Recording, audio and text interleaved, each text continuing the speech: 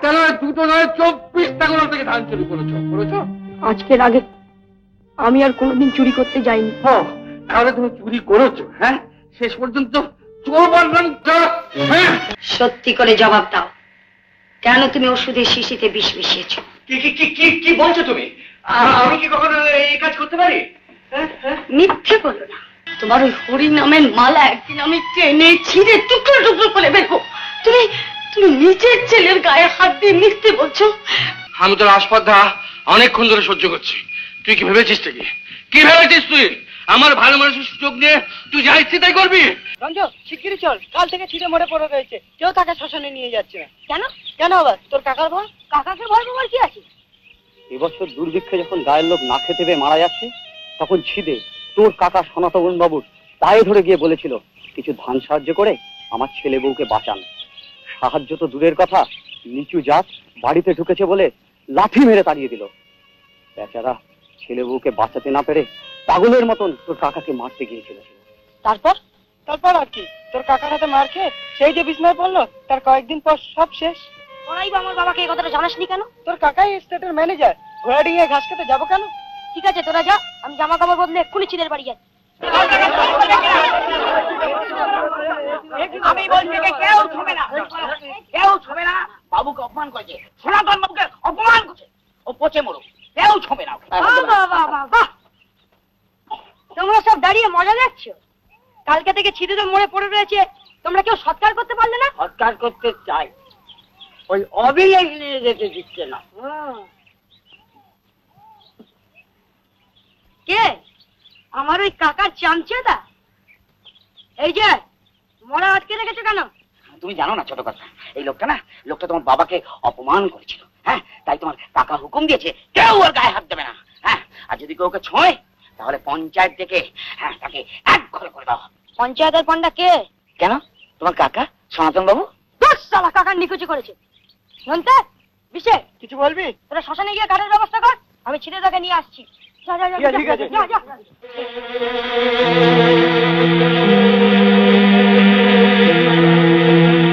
এই যে চামচে, আমার কাকাকে বলো যদি পারে তো পঞ্চায়েত থেকে যেন আমার বিচারটা করে।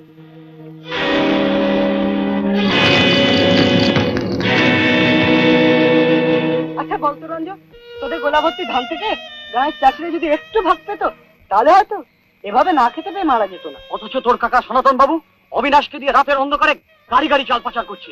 এইসব চাল আসছে কোথা থেকে? যেখান থেকেই আসুক আমাদের দেখার দরকার নেই। নন্তে আজ রাতেই অবিনাশের গাড়ি ধরতে হবে, আমাদের গোলা থেকেও চাল পাচার করতে হবে। বিশেষ মাঝ রাতে তোরা খিড়কির দরজার পেছনে এসে দাঁড়াবি, আমি সোজা নেমে আসবো, তারপর সোজা কাছারি বাড়ি।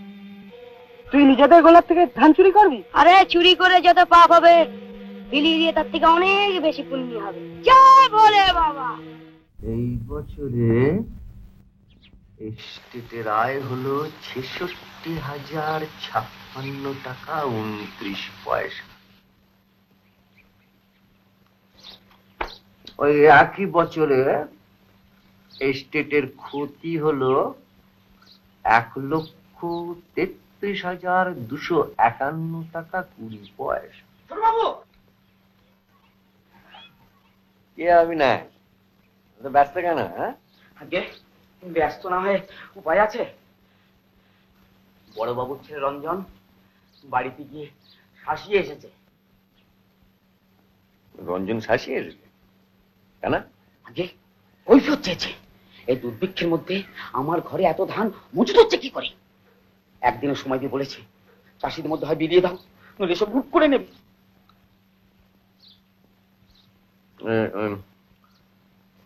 তোমরা এখন যাও।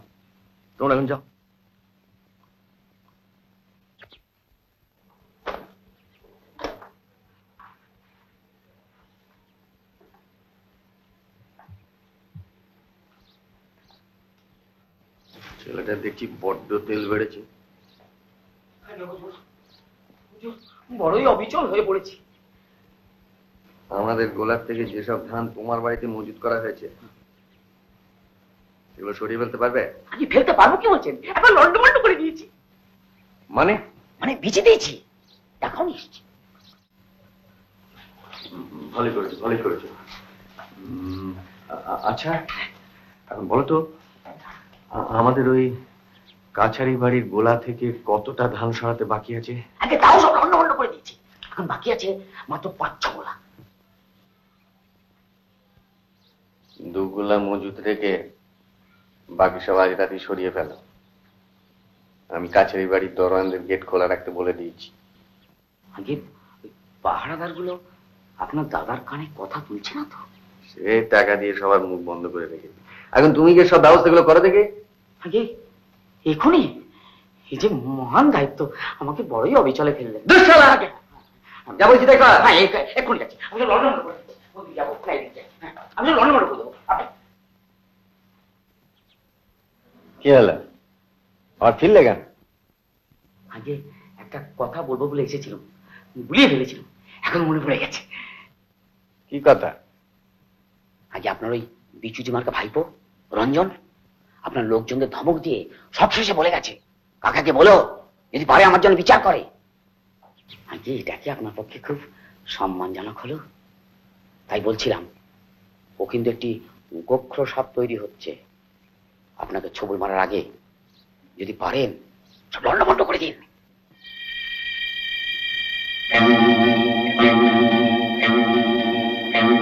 উগ্র সাপকে মারার জন্য নেউলের জন্ম। এরা দাঁত দিয়ে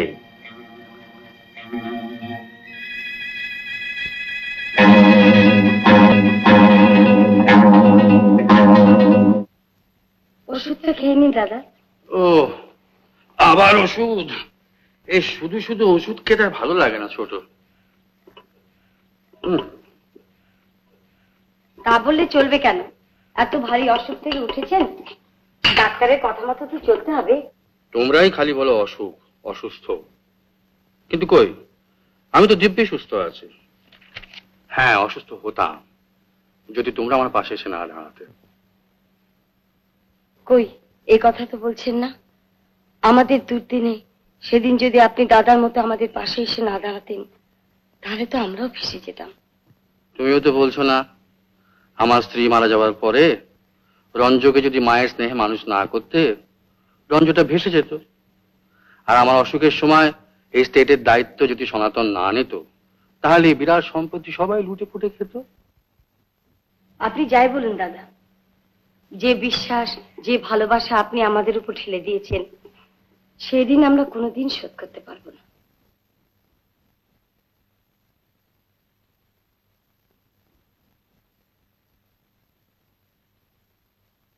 কি রে সনাতন, কিছু বলবি? হ্যাঁ বড়দা, ওই মানে যদি কিছু মনে না করো তাহলে রঞ্জ সম্বন্ধে 2-1 কথা বলবো। হ্যাঁ বল। আমাদের ওই অবিনাশ সামান্য পুঁজি নিয়ে চালের ব্যবসা করে। তার বাড়িতে গিয়ে দলবল নিয়ে চড়া হয়ে ভয় দেখিয়েছে ধান লুট করে নেবে। সে কি? আরো তো নানান কথাই শুনতে পাচ্ছি, কোন যাত্রার দলে নাকি ঢুকেছে, নাচ গান করে বেড়ায়, স্কুলে যায় না। বাজে কথাগুলো বলো না তো। রঞ্জুকে আমি বেশ কড়া শাসনই রেখেছি।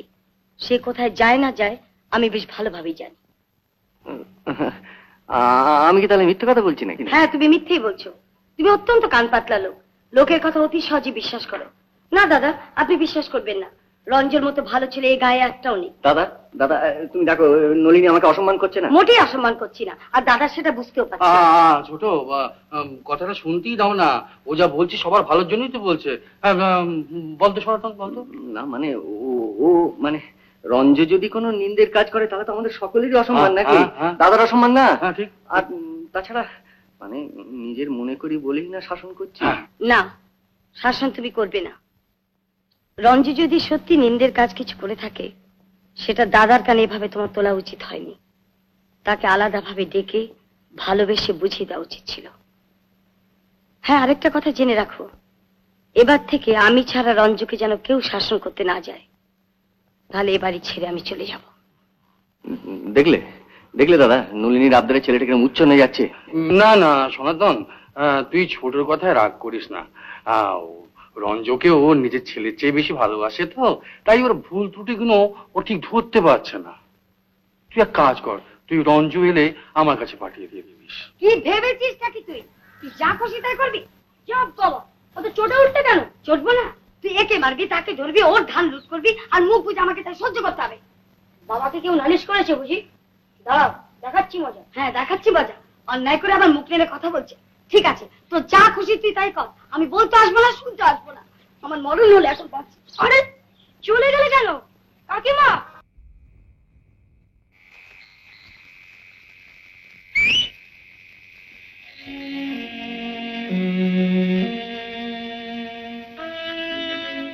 বস্তাগুলো এনেছিস তো? এই তো, এই তো, চল, এই তো। চল, চল, চল, চল, চল।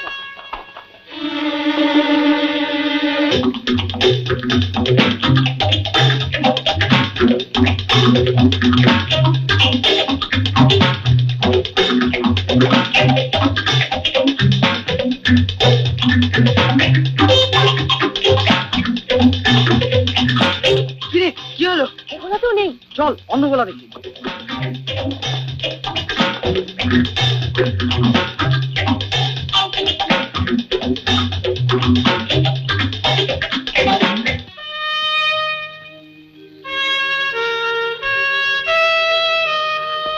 জয় বলে বাবা।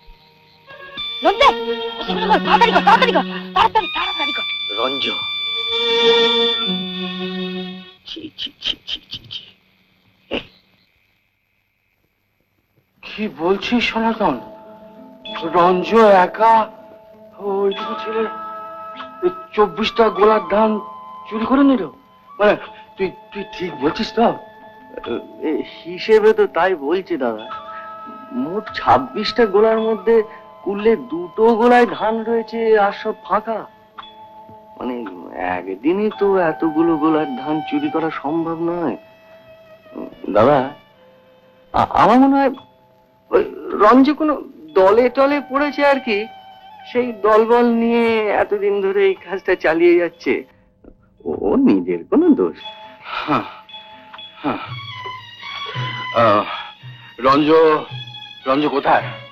নিচের বৈঠকখানায়। দাদা শোনো শোনো দাদা, এই, তোমরা যাও যাও যাও যাও। তুমি তুমি ধান চুরি করেছো? হ্যাঁ, ধান চুরি করেছো? গোলা থেকে ধান চুরি করেছো? একটা নয়, দুটো নয়, 24টা গোলা থেকে ধান চুরি করেছো, করেছো? আজকের আগে আমি আর কোনোদিন চুরি করতে যাইনি। তাহলে তুমি চুরি করেছো? হ্যাঁ, শেষ পর্যন্ত চোর বলবেন চোর। হ্যাঁ, আমার লোকে চোর কাজে মারি। হ্যাঁ, দাদা, দাদি আপনি কি করছেন? পরের মুখে ঝাল খেয়ে মামারা ছেলেটাকে আপনি এভাবে মারলেন? হতভাগাটা চোর। না, চোর নয়, কখনো না। আমি হলফ করে বলতে পারি রঞ্জু কখনো চুরি করতে পারে না। চল।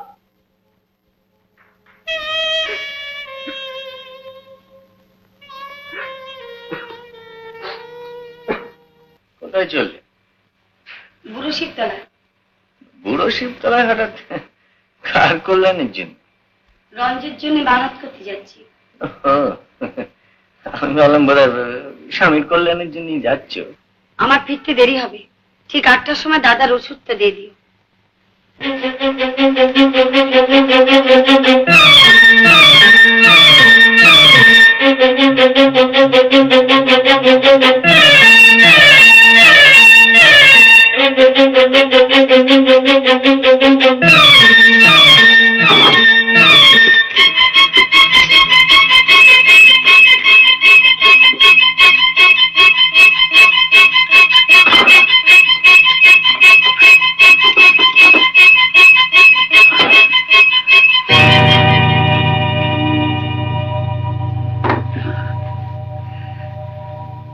জামাটা পাঠিয়ে, হ্যাঁ।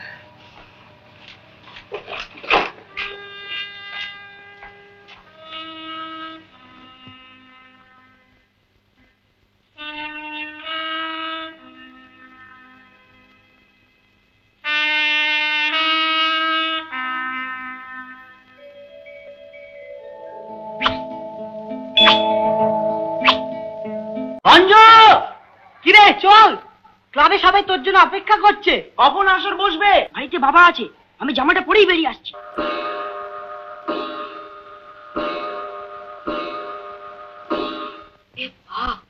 8টা বেজে গেল, ওষুধটা দিতে হবে।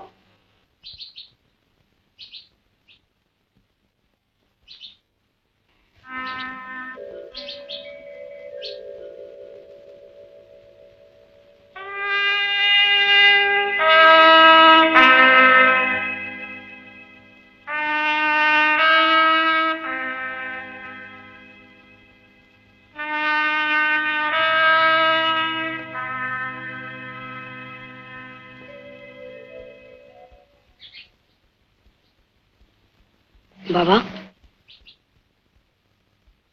ওষুধটা খেয়ে না। জেঠুমণি। কি জেঠুমণি, অত দূরে কেন? একটু কাছে আসা হোক। হ্যাঁ জেঠুমণি, ও জেঠুমণি, মা পুজো দিতে গেছে, বাবা বাড়িতে নেই, আজকে ফুটবল ম্যাচ আছে। Football match? হ্যাঁ, ফিরতে একটু দেরি হলে মাকে তুমি একটু বুঝিয়ে বলো। একটু দেরি হবে, আর বেশি দেরি হলে কি হবে জানো তো? তোমার মাঠটি আমার পিঠে পড়বে। ও তবে আমি কিছু জানি না, আমি চললাম, কিন্তু মাকে তুমি বুঝিয়ে বলো। তুমি কিন্তু আমার কথাটাও মনে রেখো। আচ্ছা। হ্যাঁ।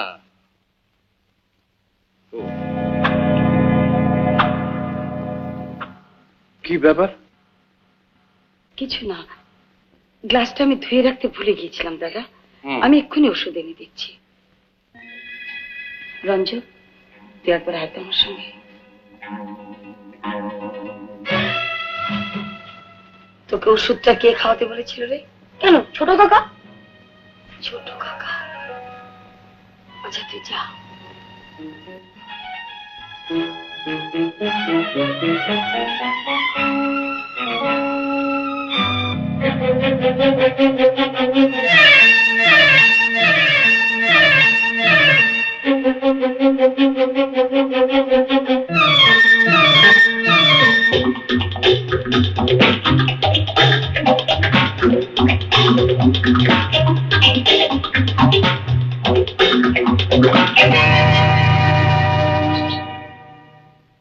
ভেতরে এসো, তোমার সঙ্গে কথা আছে।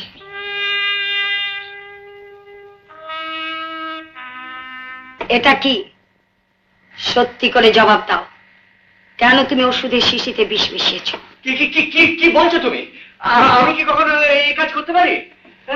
মিথ্যে বলো না। আজ ধোপার কাছে কাপড় দেওয়ার সময় তোমার পকেট থেকে আমি ওই বিষের শিশি পেয়েছি। আর শুধু তাই নয়, দাদা যে ওষুধ খায় সেটা যে কোনো কারণেই হোক মাটিতে পড়ে ভেঙে গেছে, আর একটা অসহায় জীব সেটাকে নিজের অজান্তে প্রাণ হারিয়েছে। ওই দেখো।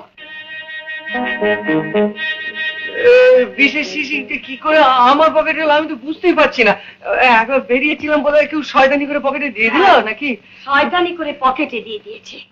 বেঈমান, নিজের ভাই না হয়েও তিনি তোমাকে সবটুকু স্নেহ দিয়ে ছোট ভাইয়ের মতো মানুষ করেছেন। লক্ষ লক্ষ টাকা সম্পত্তি তোমার হাতে তুলে দিয়েছেন। হ্যাঁ গো, তাকে বিষ খাওয়াতে তোমার এতটুকু মায়া হলো না? তুমি ভুল করছো। আমি এই কাজ করিনি, এমন কাজ আমি করতে পারি না। তাহলে তুমি বলতে চাও সব মিথ্যে? হ্যাঁ, আরে তোমাকে কি করে আমি বিশ্বাস করাবো বলো তো? আচ্ছা তুমি কি বিশ্বাস করবে না? দেখো, আচ্ছা দেখো, এই যে লক্ষ্মী ঠাকুরের ছবি, এর পা ছুঁয়ে আমি বলছি এ আমার ঘরের লক্ষ্মী। আমি যদি মিথ্যে বলি আমার ঘর ভেঙে যাবে। তুমি বিশ্বাস করো আমি এই কাজ করিনি। এই তো কালী ঠাকুর রয়েছেন, কালী ঠাকুরের ছবি ছুঁয়ে বলছি। কালী ঠাকুরের ছবি ছুঁয়ে কেউ মিথ্যে কথা বলে? তবু বিশ্বাস হবে না? আচ্ছা দেখো, এই হরিনামের মালা, আর এই আমার ছেলের ছবি। আমার ছেলের ছবি ছুঁয়ে আমি বলছি আমি এই কাজ করিনি, এসব মিথ্যে। তোমার ওই হরি নামের মালা একদিন আমি টেনে ছিঁড়ে টুকরো টুকরো করে বেরবো। তুমি নিজের ছেলের গায়ে হাত দিয়ে মিথ্যে বলছো? তোমাকে বিশ্বাস করি না। তোমাকে আমি বিশ্বাস করি না। তুমি আমার ছেলেকেও খুন করতে পারো, তুমি সব করতে পারো। দাঁড়াও, সত্যি কি মিথ্যে আমিও প্রমাণ করছি। দাঁড়াও। নলিনী শোনো। নলিনী কি করছো? কি কোথায় যাচ্ছ? রঞ্জু, দাদা। নলিনী কোথায় যাচ্ছ? শোনো, আমার কথাটা শোনো না। দাদা। কি হয়েছে ছোট? দাদা, আমার স্বামী আপনাকে বিষ খাইয়ে মেরে ফেলে সমস্ত সম্পত্তি আত্মসাৎ করতে চাইছে। কি বলছো? সনাতন আমাকে মারতে চায়? না ছোট, এটা তোমার ভুল ধারণা। কোন মেয়ে কি চায় তার স্বামী নামে মিথ্যে অপবাদ দিতে? কিন্তু সনাতন আমাকে মারবে কেন? ও তো আমার কাছে সব পেয়েছে ছোট। সব পেয়েছে বলেই তো লোভ ওর আরো বেড়ে গেছে দাদা। তাই বলছি ওর ভালোর জন্য আপনি আমাদের বাড়ি থেকে তাড়িয়ে দিন। দুঃখের দিনে ফিরে গেলে হয়তো হয়তো ওর ভুল বুঝতে পারবে, নিজেকে শোধরাতে পারবে। না,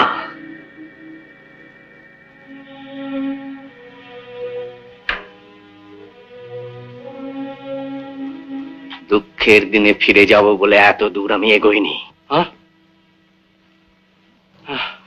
হ্যাঁ রে, তাহলে ছোট যা বলছে সব সত্যি? তুই তুই আমাকে বিষ খাইয়ে মারতে চাস? বিষ খাইয়ে মারতে চেয়েছি তার প্রমাণ কি? প্রমাণ? প্রমাণ আমি তোমার স্ত্রী হয়ে সাক্ষী দেব। ওষুধের সঙ্গে বিষ মিশিয়ে তুমি দাদাকে খুন করার চেষ্টা করেছো। বাড়ির বাইরে পা দেবে কি করে? আমার বিশ্বস্ত লোকেরা বাড়ির চারপাশ ঘিরে রেখেছে। নলিনী, তুমি আমার বিয়ে করা বউ, তোমার কষ্ট হবে, তাই তোমাকে প্রাণে মেরে ফেলবো না, তোমাকে বাঁচিয়ে রেখে দেবো। কিন্তু কাছারি বাড়ির অন্ধকার গুম ঘরে তুমি আটকা থাকবে। অথচ আজ রাত্রিরে শ্মশানে তোমার একটা মিথ্যে মিথ্যে চিতা জ্বলবে, যাতে প্রমাণ হবে তুমি মৃত। সনাতন, আমি তোর আস্পর্ধা অনেকক্ষণ ধরে সহ্য করছি। তুই কি ভেবেছিস? কি ভেবেছিস তুই? আমার ভালো মানুষের সুযোগ নিয়ে তুই যা ইচ্ছে তাই করবি? হ্যাঁ, আমি তোকে দেখাচ্ছি। কে আছে? মধুরা,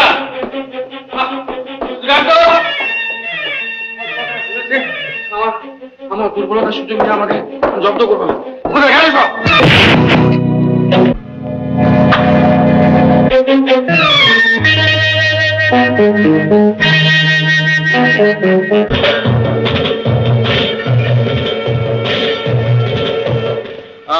আমায় মেরো না, আমায় মেরো না, আমায় মেরো না, আমাকে বাঁচতে দাও, আমাকে বাঁচতে দাও, আমাকে বাঁচাও।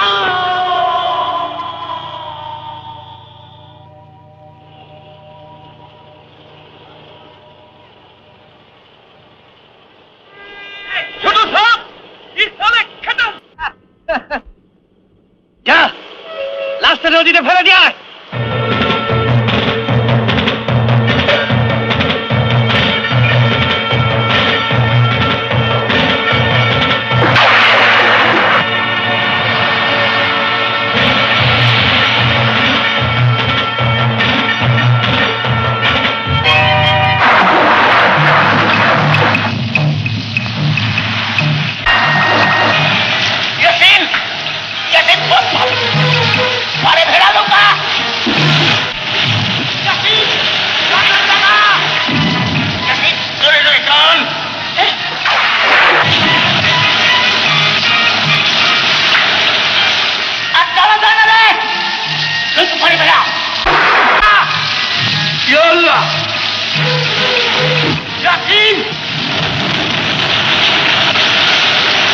মানুষ ভাসতেছে মনে হচ্ছে, মানুষ ভাসতেছে মনে হচ্ছে।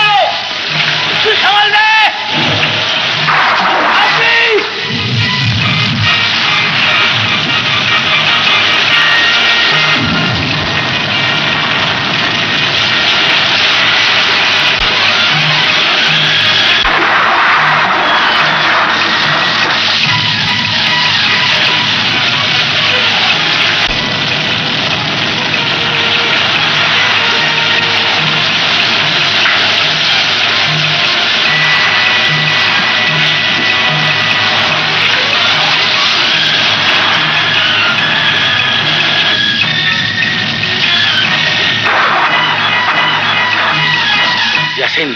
এখনো পরানটা আছে মনে হচ্ছে। জলদি লোক বাড়ি ফেরা। তোমার কি হয়েছিল? শুনলাম বড়বাবুর ছেলে নাকি নিজের বাড়িতেই ডাকাতি করেছে। তোমরা আমাকে এসব কথা জিজ্ঞাসা করো না। একটা রাত্রির মধ্যে মানুষের জীবনে যে এত কিছু ঘটে যেতে পারে আমি ভাবতেও পারি।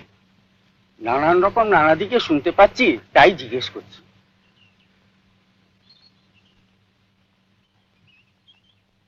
রঞ্জ নিজের বাপকে খুন করতে গিয়েছিল। আমার স্ত্রী বাধা দিতে যায়, বাধা দিতে গিয়ে সিঁড়ি থেকে পড়ে মারা যায়। তারপর শ্মশানে তাকে দাহ করে ফিরে এসে দেখি দাদাও নেই।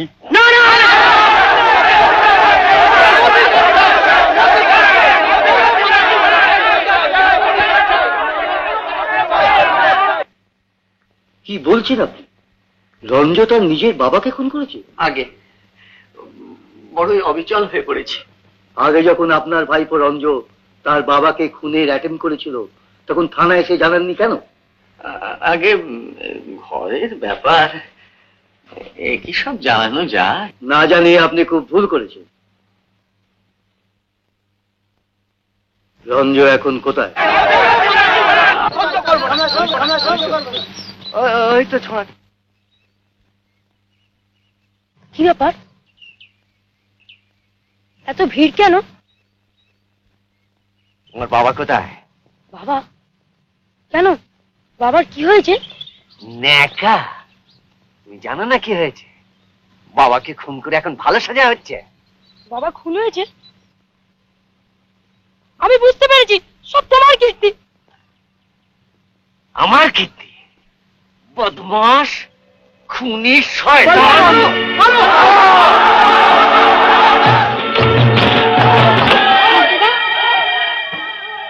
কি হয়েছে? শ্যামলী, শ্যামলী, ওরা বলছে আমি নাকি বাবাকে খুন করেছি। তুমি বিশ্বাস করো, আমি আর কিচ্ছু জানি না। রঞ্জ, এসব তোমার কাকার কাজ আছে।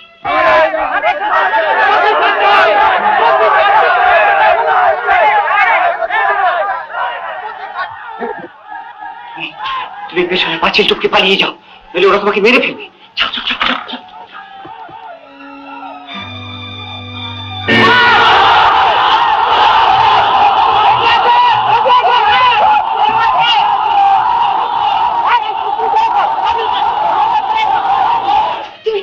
তুমি আমার হাত ধরেছো, তুমি জানো আমি কোন বাড়ির বউ।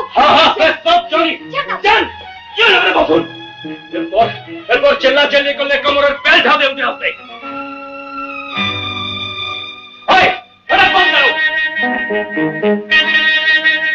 আপনার নাম কি? বাড়ি কোথায়? কিছু মনে পড়ছে না? নাম, ঠিকানা, কোথায় থাকেন?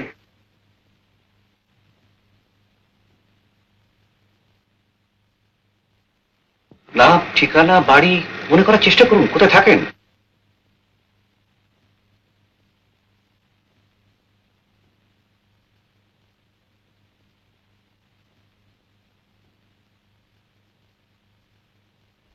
শুভ, আমার সঙ্গে বাইরে এসো তো।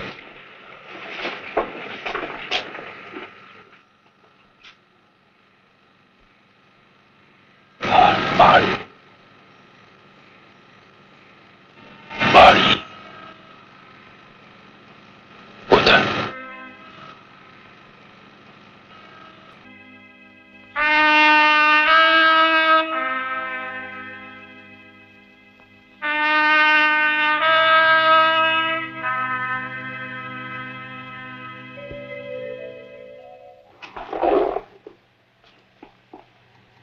তো আমার মনে হয় কোনো একটা আঘাতে ভদ্রলোক তার পূর্ব স্মৃতি হারিয়ে ফেলেছেন। তো এখানে তো ট্রিটমেন্ট সম্ভব নয়, ওকে কোন একটা সাইকিয়াট্রিস্ট দিয়ে দেখাতে হবে।